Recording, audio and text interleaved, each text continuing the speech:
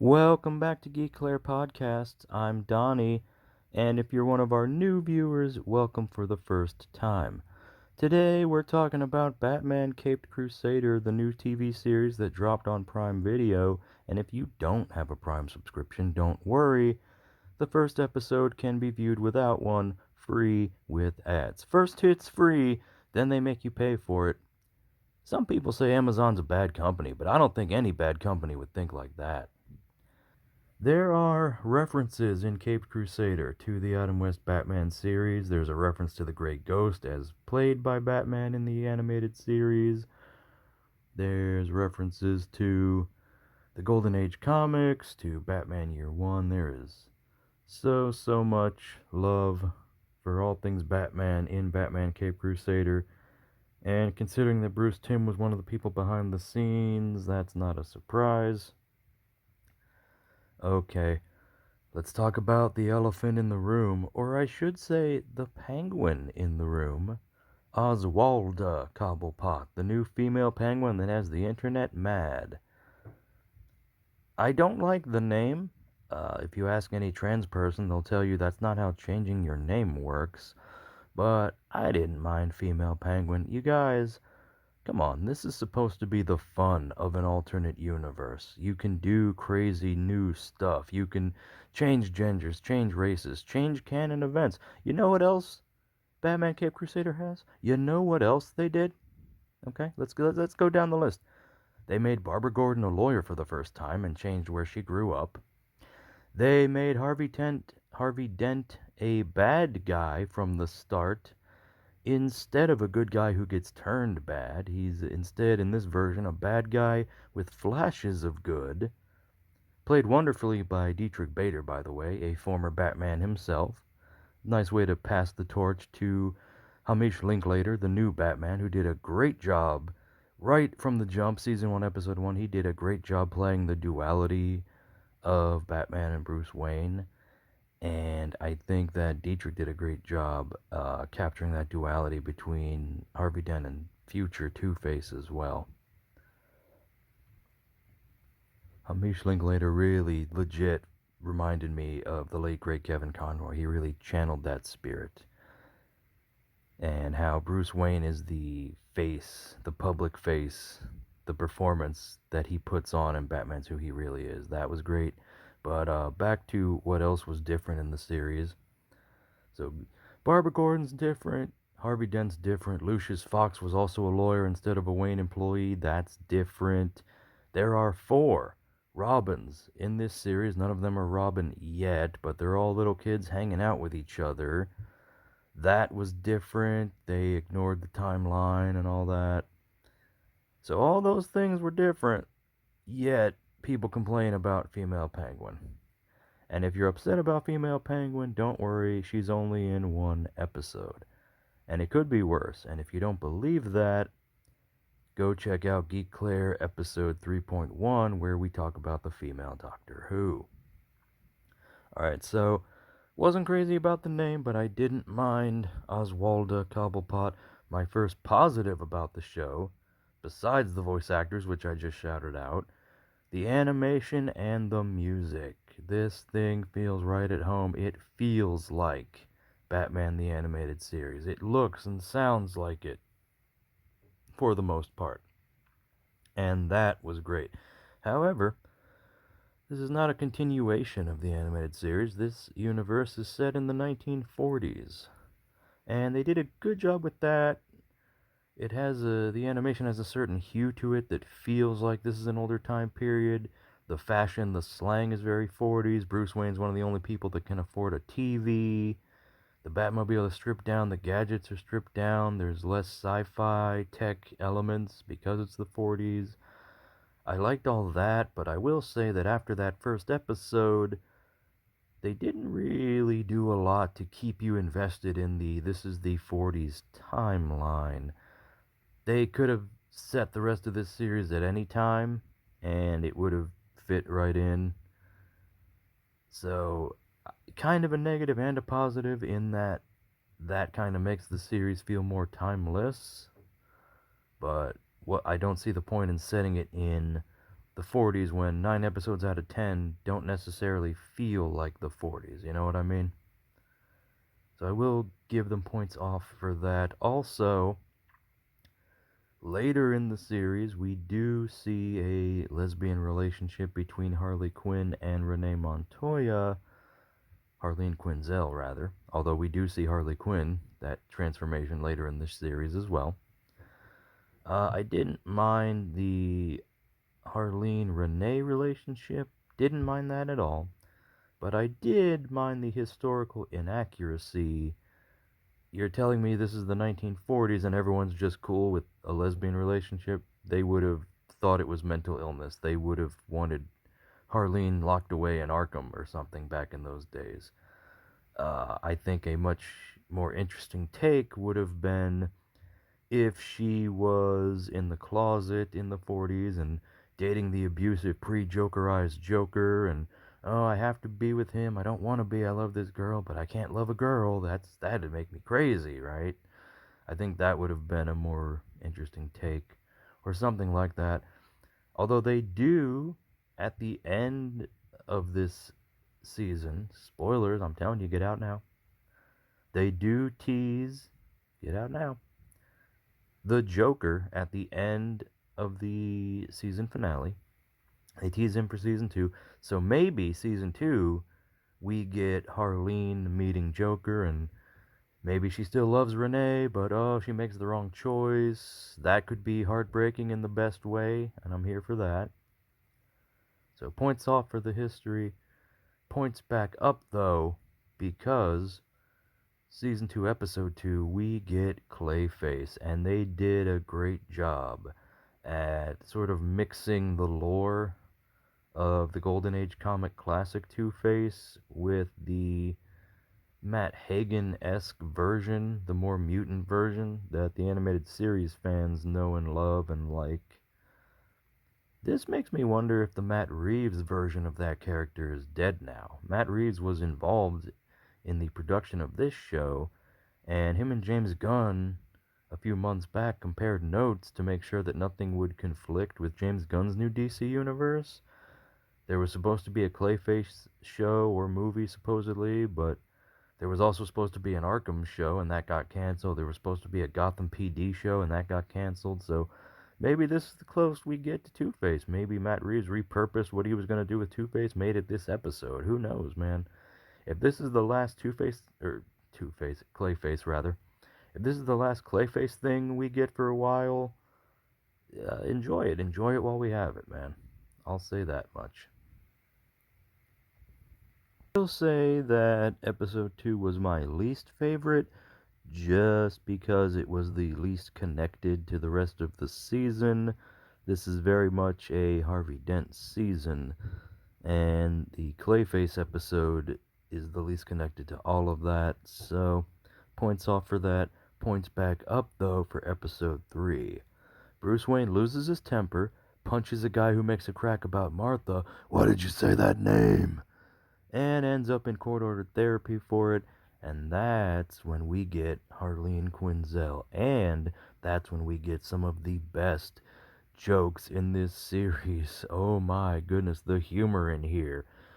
Whereas the Harley Quinn animated series is a little more in your face, over the top, borderline parodying Batman itself, the actors play this one way more subtle, way more serious, and that makes it hilarious to us, the audience. Lines like Bruce telling Harleen, "Oh, golly, my parents' death, oh, I don't even think about that anymore." Stuff like that is hilarious to us. We also get Catwoman in Season 1, Episode 3. Whatever, been there, done that. And Alfred makes a reference to giving sad young Bruce Wayne his special cocoa. And if you want to know that cocoa recipe, go listen to our very first episode, GeeKlare Podcast, Episode 1, Merry Little Batman Spoiler Review. We found the recipe so you didn't have to. And listening to our episode takes less time than watching it and finding it yourself in the movie. Just saying. Episode 4, We get Batman's hours of operation, 10 p.m. through 4 a.m. Your Batman party is allowed to go till 4 a.m. That's the rule now, guys. We also get the first reference of Batman being called a freak in this universe, a tradition in Batman media. And we learn that Dr. Crane was the one who taught Harleen, so he's still out there somewhere for season 2. And we get yet more hilarity. The cops are trying to bait Batman, but he's too smart to fall for their traps. And Harleen theorizes that Batman would be attracted to a criminal that reminds him of himself, so they need a freak in a costume. They actually justify these bad guys running around in costumes. It is hilarious. And you see the cops going through the prison trying to find someone to bait Batman with. Drunk and disorderly, no. Car thief, no. Quick, get Firefly. Get his costume out of the evidence locker. Yeah, and we get Firefly / Firebug. Great character. I'm so glad that he was given some justice after the canceled Batgirl movie. Justice for Firefly, you guys. It finally happened. I mean Firebug. Yeah, that was cool. Episode 5 got huge bonus points for me because they brought back King Tut. He was invented for the Adam West Batman TV series. He was not from the comics. I never thought I would see King Tut on screen again. And it wasn't just like a quick Easter egg in the background or something.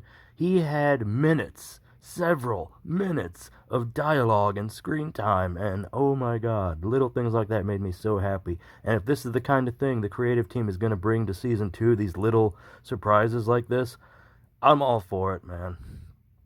We also got Harley and Renee in that episode. I already talked about that. And we got Harley Quinn, the origin of evil Harley without the Joker, no ties to the Joker, and I stand to be corrected, I believe this is the first Asian voice actress to play Harley Quinn, so that's pretty cool. She's kidnapping her therapy, victims. I was going to say victims, but, normal therapy, you're not a victim. Patients, that's the word I was looking for. And I like this. It was a cool twist. It was a cool way to get to crazy, evil Harley Quinn, but it also justified Bruce's refusal to go to therapy. Bruce's refusal to go to therapy, it fits that 40s theme. A lot of guys, they weren't concerned about mental health back then. And, of course, Batman can never go to therapy because then, well, he'd stop being Batman. It was hilarious. The court-ordered therapy was a success, and Harley was encouraging him, you should still go. And he's like, no. And Alfred's like, sir, you should probably, you could benefit from this. He's like, my coffee's cold, Pennyworth. Get me more coffee.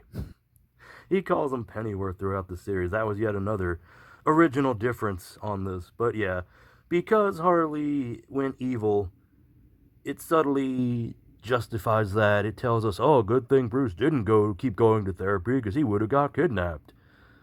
Which I don't like that because it kind of encourages poor mental health. That's a minus from me. Episode 6, we got an appearance by Gentleman Ghost. I was surprised by that. I didn't think we'd get supernatural villains, what with it being set in the 40s and everything. But no, they surprised us with Gentleman Ghost, and that's cool. He doesn't get enough attention, really, in Batman TV, and he never got a movie and stuff. That episode was co-written, by the way, by Fat Man Beyond co-host Mark Bernardin.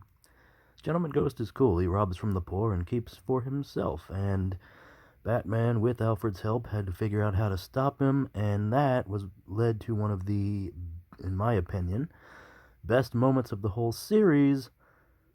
Batman tells Alfred he can't do this without him. This referring to this particular mission, because Alfred is the descendant of a nobleman, but also this referring probably to this greater whole Batman thing. Alfred died in the comics in 2019, so I guess Bruce found a way to do it after all. As far as I know, he hasn't come back yet. That'll be fun. He'll find a way back eventually. Episode 7, we got a reference to Adam West Cop Chief O'Hara, but he doesn't talk because that character, it did not age well. But he's out there somewhere in the world, so that's kind of cool. Maybe they'll bring him back and give him like a tough guy Irishman, kind of redeem him a little bit, like Liam Neeson style. That could be really cool. And if you're into philosophy, if you're into morality debates, if you were on your high school debate team, you will probably really love episode 7. Barbara Gordon, who's now a lawyer, like I said before, she gets into a debate with Police Commissioner Gordon throughout the episode about evil and does everyone deserve a fair trial, and sometimes people are just bad. And by the end of it, Barbara, who is responsible for making sure all her clients get a fair trial, did have to at least privately reconcile with the fact with herself that sometimes people are just bad. And it was such a sad moment in the show, but so good at the same time. Episode 8, we get Harvey Dent finally having the acid thrown in his face. He thought he could double-cross the mob and it'd go well. It doesn't. 8 is divisible by 2, so that's cool. And we also get the Robins in episode 8, so that was cool. We get Jason Todd, Stephanie, we get Carrie Kelly, and we get little Dickie Grayson. That is his name. He goes by Dickie in this version. And if somebody actually calls him Little Dickie Grayson next season, I will laugh my butt off. That's cool that they all exist together. I was happy about that. We also get a pre-Croc Killer Croc in here, who beats up Batman. Well, he beats up Bruce Wayne. And I've seen some fans debating, did Bruce Wayne allow himself to get beat up so as to retain his secret identity, or did Killer Croc really just whoop him? I mean, considering he just had to go to therapy for punching a guy, I feel like he just took it. If that's my opinion. He didn't want to deal with therapy again. Episode 9, we get a Dark Knight reference when Harvey, now starting to become full Two-Face, tells someone to say it! Luckily, Dietrich Bader's performance wasn't as over the top as that part in The Dark Knight. And we may or may not get a reference to Batman the Animated Series. This one's kind of a stretch, but comment down below, tell me what you think about this. At one point, Two-Face says he's judge, jury, and executioner. Now that is a common expression, but in the last episode of the original Batman the Animated Series, Two-Face is being stalked and someone wants to unalive him, and it's a new villain going by the identity of the Judge. And in the end, it's revealed that the Judge was actually a third persona that Harvey Dent had adopted. This was probably my second to least favorite episode, just because it was pretty much set up for the big finale. But we do get Barbara Gordon as the lawyer for Harvey Dent, when in the first episode they were on opposite sides, so that whole part of it comes full circle, so that was interesting. And finally, episode 10, the big finale, and this episode had one of the best quotes in the whole series in it, when Batman tells Harvey, "You don't bend with the world when it goes bad. You push back."